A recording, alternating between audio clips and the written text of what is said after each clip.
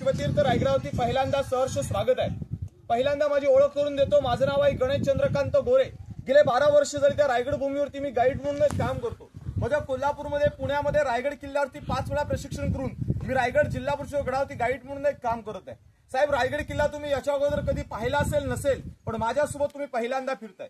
किल्ल्याचं वरचं जे क्षेत्रफळ आहे ते 100 एकर आहे, पण साहेब जिथे गाडी पार्किंग केली ना पायथ्यापासून रायगड 1200 एकर आहे। 100 एकराचा रायगड पूर्ण बघायला जर का 2 दिवस पुरत नाहीत तर 1200 एकराचा रायगड बघायला आपल्याला किती दिवस लागतील, प्रत्येकाच्या चालण्यानुसार प्रत्येकानं कल्पना करावी। साहेब, या गडाला अति महत्वाची 4 टोक आहेत। आज आपण या गडावरती 2300 पायऱ्या जरी चढला असाल तरी 4 टोक मात्र दिसत नाहीत। ही किल्ल्याची पूर्व आहे। पूर्वेला 4 किलोमीटर अंतरावरती भवानी देवीचं मंदिर आहे। पश्चिमेला 1 किलोमीटर अंतरावरती हिरकणीचा बुरुज। जी माऊली आपल्या बाळासाठी या गडावर उतरून गेली तो पश्चिम गडा हिरकणीचा बुरुज पाहतो।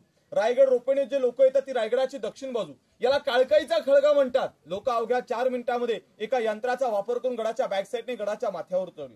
रायगडाच्या उत्तरेला टकमक टोक आणि आपण चालत आलेल्या 2350 पायऱ्या किल्ल्याची समोरची बाजू।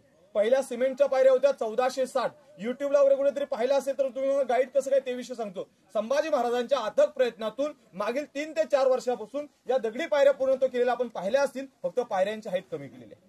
पहिल्या पायऱ्या खूप मोठ्या होत्या, त्याची छोटी हाईट केली, त्यामुळे संख्या वाढली गेली बघा। पण आयुष्यात ना रायगड पाहणाऱ्या शिवभक्ताने, या रायगडाची वारी करणाऱ्या प्रत्येक शिवभक्ताने एकदा तरी रायगडाची वारी पायी करून पाहावी। त्याचं कारण आहे, ज्या डोक्यातला घाम पायाच्या नखाला स्पर्श करतो ना, तेव्हा साहेब या रायगडाच्या इतिहासाची जाणीव सुद्धा घडवून देतो की 350 वर्षापूर्वी आपल्या राजाने रायगड बांधला कसा असेल। साहेब, रायगड प्रामुख्याने एका जावळीच्या खोऱ्यामध्ये होता। हे जावळीचं खोरं लागू कोठे होतं तर रायगडाच्या दक्षिणेला तुम्ही सर्वांनी प्रतापगड हे नाव ऐकलंय का?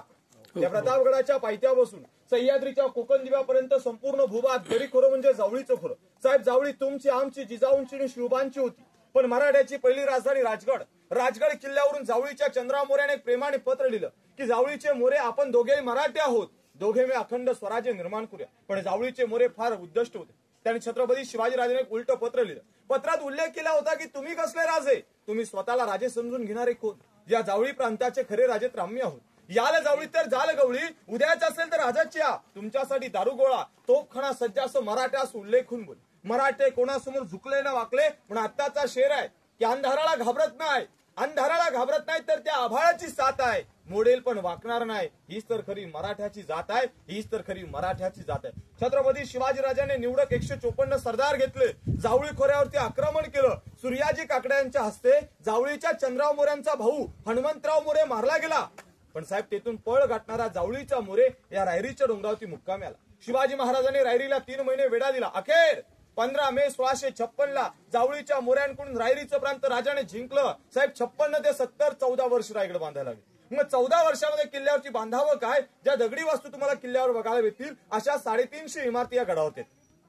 आता हत्ती तलाव पाहिलं, अशी गडावरती भव्य मोठमोठे 11 तलाव आहेत, 84 पाण्याच्या टाक्या। साहेब, त्या इमारती लागणारा दगड गडाच्या पायथ्या बसून गडाच्या माथ्यावर त्याने शक्य आहे गाव, म्हणून जे 11 तलाव खोदले, 84 पाण्याच्या टाक्या खोदल्या। यातून निघणारा जो दगड आहे ना तो गडाच्या कामाला वापरला, म्हणजे एका दगडामध्ये 2 पक्षी मारले। पाण्याचा साठा केला, या किल्ल्याचं कामकाज केलं। रायगडाला जॉईन करण्यासाठी वापरलं काय असेल दगडांना तर चुना, गुळ आणि शिशाचा वापर केला होता। प्राथमिकता विचार करण्यासारखी गोष्ट। आता रायगड आपण पाहणार आहोत। तुमच्या मनामध्ये एक शंका निर्माण होईल की रायगड ओपन काय, याच्यावरती पूर्वीपार छप्पर होते की नव्हते? साहेब, प्रत्येक राजवाडा आलिशान होता। काय कल्पना करायची तर चौकोनी सागवणी खांब होते, बँगलोरी कुंभार नळीच्या कौलांचं छप्पर होतं, चौबाजूने रंगीबेरंगी पैठण्यांच्या झालरी होत्या, कावदिव्यांच्या पंथा मशाळीचा उजेड होता। असा आलिशान वाडा होत्या रायगडावरती प्रत्येकाचे।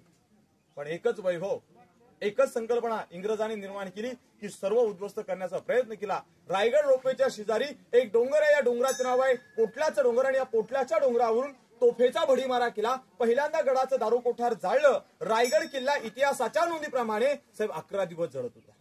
साहेब, जेवढं लाकडाचं होतं ते झालं, आज दगडांचं आणि विटांचं पाहायला भेटतं। वीट बांधकाम पेशव्याने घडवलं आणि दगडी बांधकाम आपल्या राजाने घडवलेलं पाहायला भेटतं बघा। आता प्राथमिकता रायगड पाहायला सुरुवात करूया। आपली भेट शिरकाई मंदिरापाशी झाली। इथून 500 पायऱ्या खाली असताना महादरवाजा गेट पाहिला का साहेब? हा गेट तुम्हाला गडाच्या पायथ्या बसून, अन्यथा गडाच्या माथ्यावरून दिसणार नाही।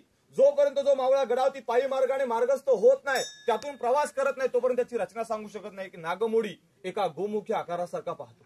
लांबून दरवाजा पाहिला तर त्याचं तोंड सापडणार नाही बघा। पण ज्या प्रवास करू, आज सुद्धा तुम्ही दरवाजा पाहिला, त्याचं तोंड आज सुद्धा ते पूर्वेला आहे, पाहिलंय की नाही? पण जर का वरून पाहिलं तर नागमोडी दिसतं। दरवाजाचं तोंड दुश्मनाला शोधावं लागायचं। विचार करा, दुश्मन सुद्धा फसला जायचा। त्या तटबंदीतून छोटे छोटे छिद्र पाहिले, गरम तेल ओतण्यासाठी जागा, त्यातून गोळे टाकले जायचे, तिथून शत्रूला एकदम त्या जागेवरती त्या मध्यभागातील 50 ते 60च मावळे त्या काळात रामावू शकले असते. मग औरंगजेबाचा सरदार जुल्फिकार खानाने गडाच्या चारी बाजूने लाखोची फौज लावली होती. अजगरी वेढा म्हटला आता. मग विचार करा, 1689 ला शिवरायांच्या नंतर, संभाजी महाराजांच्या नंतर इथे राजाराम राजांचं वर्चस्व होतं. गडावरती दगाफटका झाला गेला. फितोरीच्या कारणास्तव 1691 ला गडाचे दरवाजे उघडले आणि औरंगजेबाचा सरदार जुल्फिकार खानाच्या ताब्यात किल्ला गेला. जर का आपल्याकडून दगाफटका झाला नसता तर किल्ला कोणाच्या ताब्यात जाणं शक्य होतं का? इंग्रजांना सुद्धा रायगड कदापि जिंकता आला नसता. जर का छत्रपती शिवरायांना 10 वर्ष आयुष्य अजून वाढलं असतं किंवा संभाजी महाराज जर का अजून काही 50 ते 60 वर्ष जगले असते तर या भारताचा, या महाराष्ट्राचा इतिहास जगाच्या वेगळा राहिला असता पाहायला भेटतो. महाराज, तुम्ही प्राथमिक तो महादरवाजा किती प्रबळ असेल तो पाहिला. वरती आल्यानंतर तुम्ही डाव्या हाताला 2 तोफा पाहिल्या का? छत्रपती शिवाजीराजांच्या राज्याभिषेकाला 21 तोफांच्या सलामी दिल्या. त्यातल्या 2 तोफा दर्शनाला येतात बघा. पण 350 वर्षापूर्वी त्या तोफा तिथे का ठेवल्या तर दुश्मनाला एक दहशत निर्माण, कारण की आपल्याकडे पुरेसा दारू साठा नव्हता. शत्रूवरती तेवढं आक्रमण करायचं म्हटलं तर दगडगोटे म्हणून उंच भागावरती किल्ले बांधले जात असायचे. आपण हे पाहत पाहत वरती आल्यानंतर इथे समोर एक हत्ती तलाव पाहायला असेल. गडावरती हत्ती होते, यांना अंघोळी पाणी पिण्यासाठी असता हत्यावधाचा वापर करण्यात आला होता. पण याचं 1689 ला आउटलेट फोडलं. औरंगजेबाचा सरदार जुल्फिकार खानाने जेव्हा गडाला अजगरी वेढा घातला होता, शत्रू आटोक्यास येण्यास तयार नव्हतं. सकाळच्या प्रहरी शत्रू गणिम झोपला असताना या तलावाचं आउटलेट फोडलं. याचं जाणारं पाणी महादरवाजातून पास केलं. गणिमांना परतीचा मार्ग दाखवण्यासाठी प्रयत्न केला. म्हणजे थोडक्यात तुम्हाला एक उदाहरण द्यायचं म्हटलं तर तुम्ही बाहुबली पिक्चर पाहिलंय का? पिक्चर पाहायचं म्हणून पाहायचं, त्यात एक सीन दाखवलंय बघा. एखाद्या राज्यावरती किंवा एखाद्या प्रांतावरती जर का संकट आलं तर त्याच्या बाजूची धरणं फोडली जातात. त्या पाण्याच्या लोटानं शत्रूला जखमी केला जातो. राजांनी 350 वर्षावर आपल्याला सांगून ठेवलं होतं. त्या हत्ती तलावाचं आउटलेट फोडलं, त्याचं जाणारं पाणी महादरवाजातून वळवलं गेलं. शत्रूला परतीचा मार्ग दाखवायचा. दगा फटका झाला नसता तर गणिमाने गड कधी जिंकता आला नसतं बघा. त्या हत्ती तलाव मागील 3 वर्षापासून संभाजी महाराजांच्या प्रयत्नातून त्याचं आउटलेट करण्याचं काम चालू आहे. 95% काम सक्सेसफुल आहे. मात्र 5% सध्या धबधब्याला जे काही पाणी जाते ते त्याच तलावातलं काही प्रमाणात पाणी बाहेर पास होते बघा. आज आपण पाहताय तर जिथे आपण उभ्यात हे आई शिरकाई देवीचं मंदिर आहे. ही गडदेवता आहे. महाराज याच ठिकाणी पहिल्यांदा गडदेवतेचे इथे मंदिर व्यवस्थित बांधले गेलं. आज तुम्ही तिथीनुसार किंवा तारखेनुसार राज्याभिषेकाला आलात. तारखेचा राज्याभिषेक 6 जूनला साजरा होतो, पण तुम्ही 5 जूनला सायंकाळी या गडावरती आलात तर याच ठिकाणावरती प्रथमतः आई शिरकाई देवीला जागरण गोंधळ घातला जातो आणि भव्य मोठा राज्याभिषेक सोहळा हा 6 जूनला चांगल्या पद्धतीने साजरा या रायगडावरती होतो. ही गडदेवता पाहायला भेटते. मंदिर किती कोरीव काम आहे, सुंदर आपल्याला पाहायला भेटतं. आपण या गडदेवतेचं दर्शन घेतलं. गड पाहण्यास आता सुरुवात करूया. बोला पुण्यश्लोक छत्रपती श्री शिवाजी महाराज की जय. पण जाण्यापूर्वी हे स्वराज्य, हे गडकिल्ले ज्यांच्यामुळे घडले ना, त्या म्हणजे आपल्या सर्वांच्या लाडक्या राजमाता, राष्ट्रमाता जिजाऊ माँसाहेब. आणि त्या माऊलीचं नाव घेतलं की आपल्या 2 राजांची आठवण होते. राजे छत्रपती श्री शिवाजी महाराज आणि राजे छत्रपती श्री संभाजी महाराज. म्हणून तुम्हाला सर्वांना एक शेर ऐकवतो. का जिजाऊ माँसाहेब तुम्ही जन्माला आलात, का जिजाऊ माँसाहेब तुम्ही जन्माला आलात म्हणून त्या अंगणामध्ये दिसते ती तुळस. आणि या महाराष्ट्रामध्ये छत्रपती शिवराय जन्माला आले म्हणून त्या मंदिराचे दिसतायत उंच उंच ते कळस, उंच उंच ते कळस. बोला पुण्यश्लोक छत्रपती श्री शिवाजी महाराज की जय. धर्मवीर छत्रपती श्री संभाजी महाराज की जय. हर हर महादेव.